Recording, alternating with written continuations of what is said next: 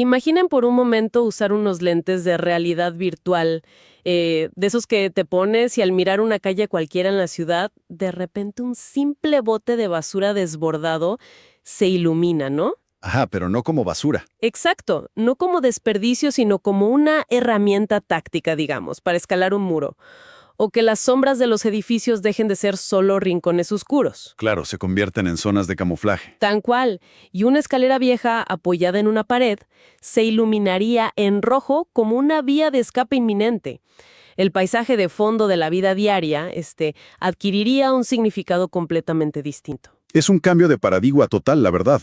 Implica pasar de ser alguien que simplemente transita por el espacio público a operar como un observador táctico. Ujú. Alguien que decodifica la geometría y pues los riesgos ocultos del entorno. Y esa decodificación es precisamente el centro de nuestra inmersión a fondo de hoy. Qué bueno que nos acompañan. Sobre la mesa tenemos un documento fascinante. Literalmente se titula Unidad 2.docs.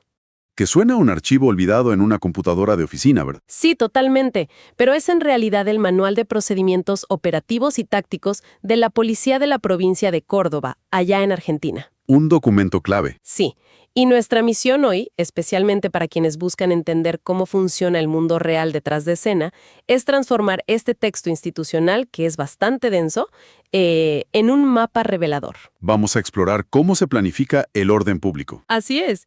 Desde la forma exacta en que un oficial camina por una avenida hasta cómo se frena el caos masivo en un estadio de fútbol. A ver, vamos a desempacar esto. ¿Qué nos revela este documento sobre, digamos, la arquitectura mental de las fuerzas de seguridad? Lo fascinante aquí es que el texto documenta una transición operativa súper importante hacia la policía de proximidad.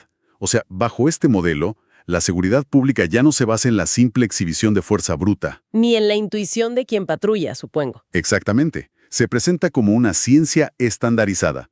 Cada paso en la acera, cada contacto visual, cada interacción con los ciudadanos está calculada con un propósito legal. Y psicológico y táctico también, ¿no? Sí, todo específico para minimizar el margen de error. Bueno, empecemos por la unidad fundamental de esa ciencia, que es el patrullaje a pie. Digo, la imagen popular es simplemente alguien con uniforme caminando y vigilando. Paseando por la calle. Claro. Pero el manual dicta reglas de movimiento que parecen sacadas de un manual de infiltración ninja. Totalmente. Por ejemplo, en una calle comercial durante el día, la instrucción es caminar por el borde exterior de la acera.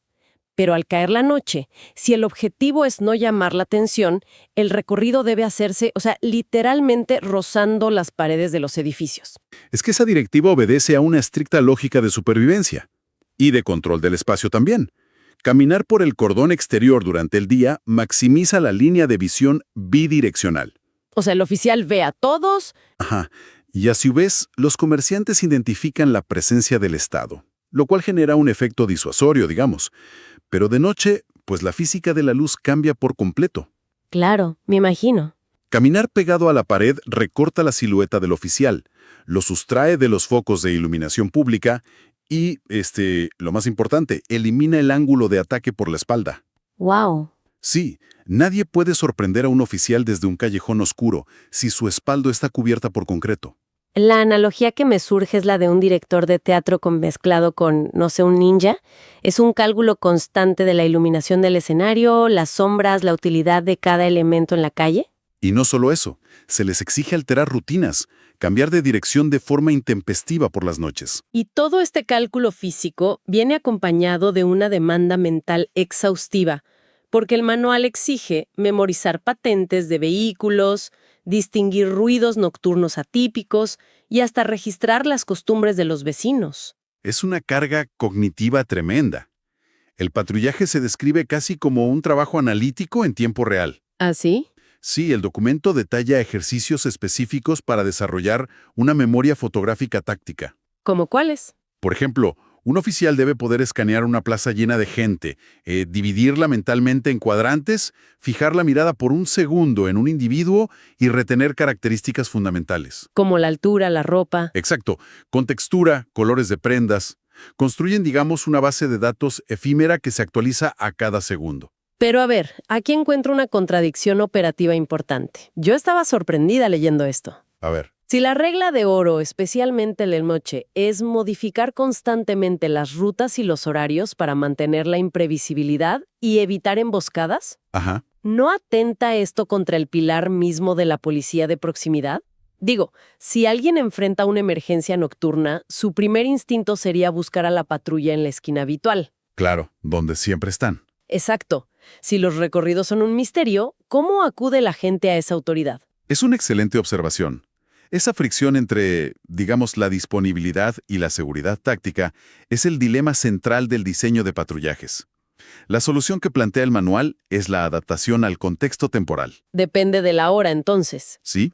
Durante el horario comercial, la balanza se inclina hacia el servicio comunitario, la hipervisibilidad. Pero en horarios nocturnos o en zonas con alto índice de criminalidad, la prioridad gira hacia la supervivencia de la gente. Claro, tiene sentido. ¿Y la desarticulación de delitos en progreso? No. Si un grupo delictivo logra cronometrar con precisión el paso de un oficial, ese oficial pierde su capacidad de disuasión. Se vuelve predecible. Y un blanco vulnerable. Exactamente. La imprevisibilidad nocturna termina protegiendo al vecindario, porque mantiene a los infractores en un estado de incertidumbre constante. O sea, esa adaptación al terreno tiene muchísima lógica. La presencia predecible construye comunidad de día, mientras que el movimiento errático garantiza la seguridad de noche. Y fíjate que esta adaptación se vuelve aún más extrema al salir de la mancha urbana. Uy, sí. Al leer la sección de patrullaje rural, la lista de equipamiento obligatorio parece diseñada para una expedición de supervivencia extrema. O sea, piden machetes, sogas, mapas topográficos, impermeables. Raciones de comida no perecedera. Sí, comida. Y siempre operando en lo que llaman duplas o binomios. Es que en el campo las variables de riesgo cambian por completo. Un binomio rural opera muchas veces como una isla táctica autosuficiente. Piensa que están a decenas de kilómetros de cualquier refuerzo. Aislados totalmente. El equipamiento de supervivencia no es decorativo. Un patrullaje puede quedar aislado durante días, por la crecida repentina de un río o un derrumbe. Tiene la obligación de actualizar mapas físicos, anotando puentes caídos, cambios en los alambrados o lagunas secas. Y a la par de esa labor topográfica que mencionas, el manual les exige ejercer una especie de diplomacia social táctica. Tienen la directiva de interrogar a los transeúntes en los caminos rurales para saber de dónde vienen y a dónde van. Pero de forma muy particular. Sí, se enfatiza el uso de un tono, cito, amable y cortés. Deben visitar parroquias, hablar con líderes comunitarios. Funcionan casi como embajadores, ¿no? En un entorno donde no existen cámaras de seguridad ni semáforos inteligentes, la red de tecnología es reemplazada por una red humana de recolección de datos. El poblador rural conoce el ritmo natural de su entorno. Sabe que camioneta no pertenece a la zona. Tal cual. Si la fuerza policial no establece un vínculo de confianza mediante esa diplomacia cortés que mencionas, la información sobre cuatreros o cazadores furtivos jamás llegará a sus oídos. La empatía, en este contexto, es una herramienta de extracción de inteligencia. Wow. Bueno, pasar de la inmensidad del campo abierto, donde la fuerza pública debe adaptarse pacientemente a la geografía y a los pobladores, nos lleva a un escenario radicalmente distinto. Sí, a la ciudad. Exacto. ¿Qué sucede cuando la policía tiene el poder de obligar al entorno a adaptarse a sus propias reglas geométricas? Ahí entramos a la sección del control vehicular. El protocolo urbano de 2016 establece unas reglas de una rigidez asombrosa. Este protocolo interinstitucional marca un punto de inflexión. Fue diseñado con la intervención de agencias de derechos humanos y el Ministerio Público Fiscal. O sea, varias entidades involucradas. Sí, con el propósito escrito de erradicar la discrecionalidad. Un control vehicular no puede ser una trampa improvisada. Debe ser un filtro objetivo y auditable. Al leer la disposición de los elementos, la imagen es idéntica a la coreografía de una parada de pits en la Fórmula 1. Las distancias están matematizadas. Conos dispuestos en un ángulo exacto de 45 grados para encauzar el tráfico. Separaciones a 6 pasos. Ajá. Luego, a 12 pasos para el ingreso de autos y hasta 24 pasos si se trata de vehículos pesados. Y dentro de este, embudo de plástico, operan 4 roles milimétricamente definidos. Esos 4 roles ilustran muy bien la deconstrucción del riesgo. El operador número 1 es el selector, ubicado en la punta del dispositivo. Su herramienta principal es la cinésica, o sea, El lenguaje corporal. ¿Cómo funciona eso? Si su cuerpo está posicionado de frente al conductor, el vehículo debe detenerse. Si se perfila de costado, el tránsito fluye. Y la selección de un vehículo debe basarse exclusivamente en criterios objetivos perceptibles. ¿Como maniobras raras previas? Exacto, maniobras evasivas o deficiencias visibles en el vehículo, eliminando por completo el perfilamiento racial o socioeconómico. Y bueno, una vez que el vehículo ingresa al canal, entra en acción el operador número 2, el activo.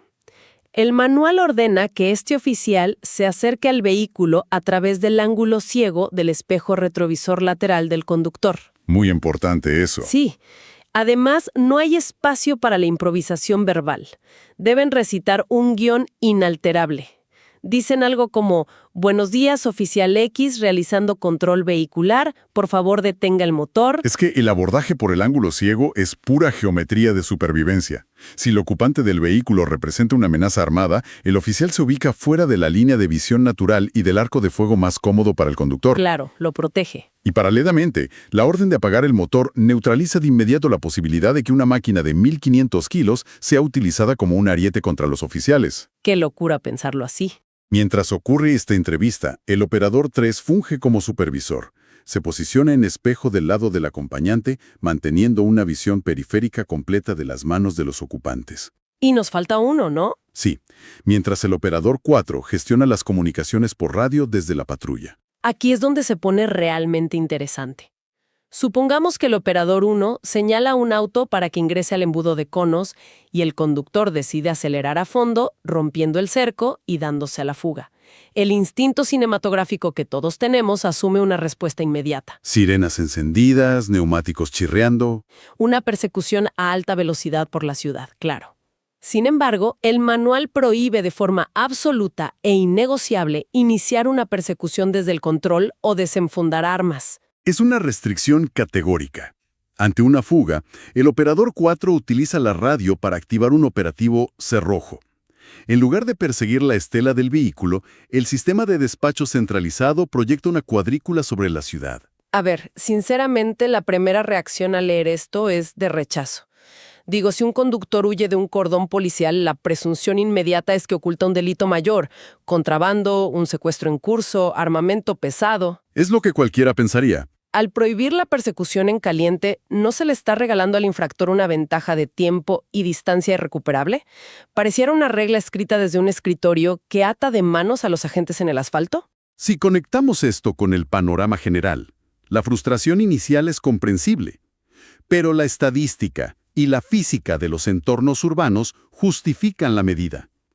Imagina una persecución a 120 km por hora por una avenida con intersecciones, semáforos, cruces peatonales. Es un peligro brutal. El vehículo policial y el vehículo fugitivo se convierten en proyectiles sin control. La probabilidad estadística de impactar y causar la muerte a una familia inocente que cruza con luz verde supera inmensamente al riesgo que representaba el delito original del conductor. Claro, entiendo. El operativo cerrojo sustituye la adrenalina por matemática espacial. El sistema calcula la velocidad del fugitivo y el tiempo transcurrido para dibujar un radio máximo de alcance. A partir de esa información, las unidades de otras zonas no persiguen al auto por detrás. ¡Ah! ¡Se adelantan! Sí, bloquean las arterias principales y los puentes en el perímetro de ese círculo teórico, atrapando al objetivo en una red estática. Claro, es contraintuitivo, pero matemáticamente incuestionable. La matemática de la supervivencia dicta que atrapar a un posible sospechoso no justifica el riesgo altísimo de arrollar a civiles en un semáforo. La red de inteligencia y contención periférica supera la fuerza bruta lineal. Exactamente. Y esa transición de usar la fuerza a implementar sistemas arquitectónicos de contención escala a un nivel colosal en el siguiente punto del documento: la seguridad en eventos masivos y el fútbol. En este escenario, la premisa de la proximidad desaparece casi por completo, y la misión se convierte en pura gestión de multitudes. Enfrentar a 40.000 personas con una carga emocional altísima. Sumado al fenómeno de las barras bravas, claro. Organizados con dinámicas de poder interno muy complejas. Eso requiere un rediseño completo del espacio público. El manual detalla un sistema de anillos de seguridad que comienza en las carreteras, escoltando autobuses desde los peajes interurbanos. Pero lo que resulta fascinante es el nivel de ingenio para el contrabando y cómo la policía debe anticiparse. El texto advierte sobre tácticas donde individuos ingresan días antes del evento para ocultar botellas de alcohol dentro de las mochilas de los inodoros del estadio. O mediante redes de complicidad con los proveedores locales. Sí, y para frenar esto, la lista de objetos prohibidos roza lo inverosímil. Nadie se sorprende de que prohíban bengalas, pero el documento prohíbe explícitamente el ingreso de rollos de papel de caja registradora. Y lo que parece un exceso burocrático tiene una justificación basada en la física de materiales. ¿En serio? Sí.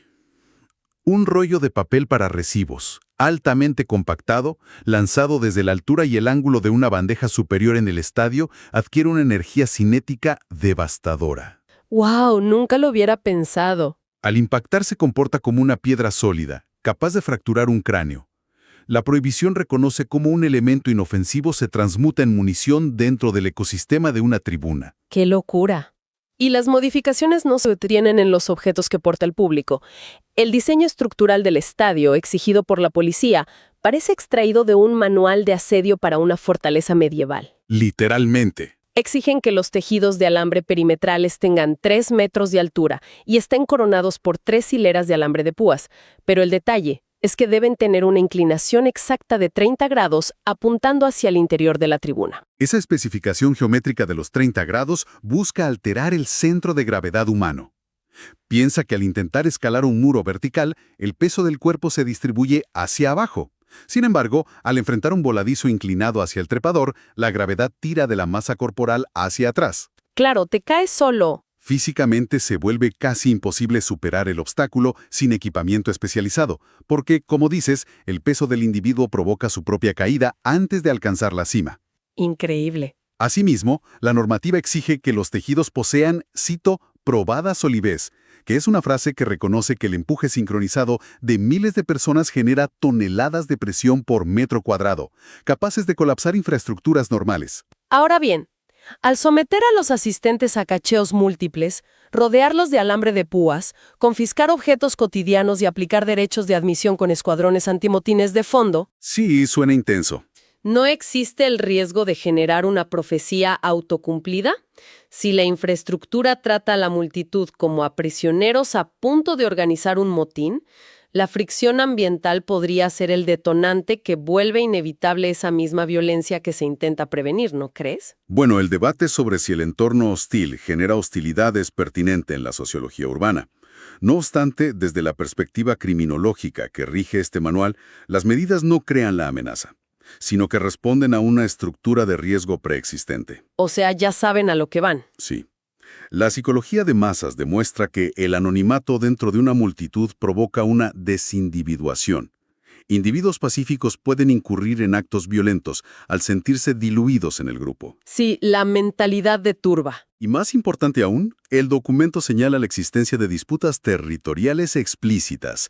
Se menciona que quien domina el centro físico de la tribuna popular ejerce el control total sobre la barra brava. Ah, es una cuestión de poder. Exacto. Por lo tanto, la policía no está simplemente vigilando a fanáticos apasionados, está mediando e interponiéndose en una disputa de poder territorial entre facciones organizadas. Es decir, el manual asume que la infraestructura de contención extrema no está ahí por el deporte, sino por el conflicto de poder subyacente. La lógica encaja perfectamente. Totalmente. Pero cuando el diseño arquitectónico y las barreras físicas predecibles no alcanzan, porque la amenaza surge de la nada y a medio metro de distancia, la estructura de respuesta cambia por completo. Y eso nos lleva al último tercio del documento. Los 18 protocolos de actuación para lo impredecible. Estos protocolos conforman un manual de contingencia estandarizado para eventos caóticos. Contienen instrucciones paso a paso para gestionar desde el hallazgo de aeronaves accidentadas que podrían estar vinculadas al narcotráfico hasta el uso de botones de pánico en ambulancias. O el manejo de emergencias en aeropuertos. Recuerdo haber leído. ¿Así es? De toda esa lista de situaciones extremas, hay un protocolo que genera una tensión palpable al leerlo. El protocolo de actuación frente a sujetos armados con arma blanca. Ese es crítico. Sí, porque culturalmente, las ficciones nos han entrenado para creer que el mayor temor de una fuerza táctica es enfrentar armamento automático o explosivos. Sin embargo, el texto describe a un atacante empuñando un simple cuchillo de cocina como el ápice de la pesadilla policial. Y es que la eficiencia letal de un elemento punzocortante en distancias cortas es abrumadora, y la estadística global sobre mortalidad de oficiales en la línea de servicio lo ratifica. A menos de 6 metros de distancia, un atacante con un cuchillo puede cerrar la brecha y apuñalar a un oficial antes de que este último pueda siquiera procesar la amenaza. Es cuestión de milisegundos. Y reaccionar. El manual enumera las características del arma blanca como si describiera un depredador perfecto. Digo, son herramientas ubicuas, fáciles de conseguir y súper sencillas de ocultar bajo cualquier chacata. El ataque inicial es completamente silencioso. Y a diferencia de un arma de fuego, su uso no requiere de postura. Ni entrenamiento táctico previo para infligir daño masivo. Y el detalle más estremecedor que destaca el texto es que un cuchillo jamás sufre un desperfecto mecánico, no se encasquilla. Nunca se queda sin munición. Exacto, es una amenaza que no se apaga. Entonces, ¿qué significa todo esto para la carga psicológica del oficial que desciende del patrullero ante una alerta, no sé, de violencia doméstica? Esto plantea una pregunta importante en torno a lo que la jurisprudencia define como el uso legal y racional de la fuerza. Si un ciudadano particular se topa con un individuo blandiendo un cuchillo, la reacción legal y lógica es huir. Claro, salir corriendo, alejarse del peligro. Pero el oficial, incluso estando fuera de servicio, tiene el mandato legal de intervenir y hacer cesar la comisión del delito. No existe la opción de dar media vuelta. Tienen la obligación de enfrentar a una amenaza que, en fracciones de segundo, puede ser letal, sabiendo que un error de cálculo no solo cuesta la vida, sino que una reacción desmedida puede terminar en un proceso penal en su contra. Y exactamente por eso, el protocolo busca actuar como un chaleco antibalas, pero psicológico y legal. ¡Qué interesante metáfora! Históricamente, enfrentar un arma blanca se dejaba a la intuición, lo que derivaba en fatalidades para los agentes, o en el abatimiento innecesario de personas que padecían crisis de salud mental. Claro, tragedias evitables. El manual estandariza la escalada. Detalla cómo retroceder para ganar segundos cruciales. El uso imperativo de comandos verbales firmes y claros, para intentar quebrar la fijación del atacante. Como para sacarlo de ese trance. Ajá, y la progresión desde el uso de la fuerza no letal hasta llegar, como último recurso irreversible, a la fuerza letal.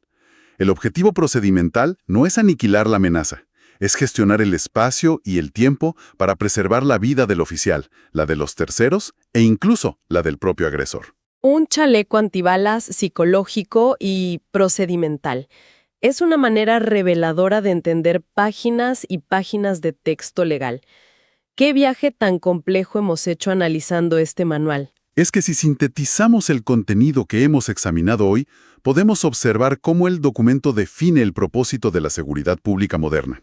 Según estos fundamentos, el orden público no opera como un ejercicio indiscriminado de autoridad, Sino como un sistema muy medido. Por el contrario, se plantea como una ciencia arquitectónica y sociológica altamente estructurada.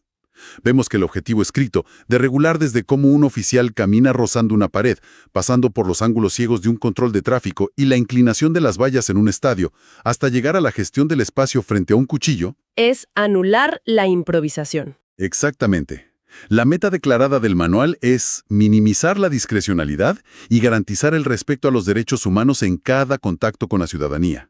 Un manual que, al reemplazar el caos de la calle por un guión transparente, establece reglas claras para todas las partes. Y ese nivel de estandarización meticulosa nos deja con una reflexión final. Un interrogante intrigante sobre la que pensar para quienes nos escuchan.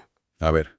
Si las fuerzas de seguridad operan bajo normas tan rígidamente coreografiadas, predecibles y de acceso público, ¿Sí? como saber matemáticamente a qué distancia se ubicará cada oficial en un control vehicular, o tener la absoluta certeza legal de que una patrulla tiene prohibido iniciar una persecución a alta velocidad en la ciudad, Ajá. ¿no transforma toda esta transparencia, diseñada justamente para resguardar las garantías constitucionales, a la red de seguridad pública en un sistema susceptible de ser hackeado por quienes dediquen el tiempo a estudiar y explotar este manual a la perfección?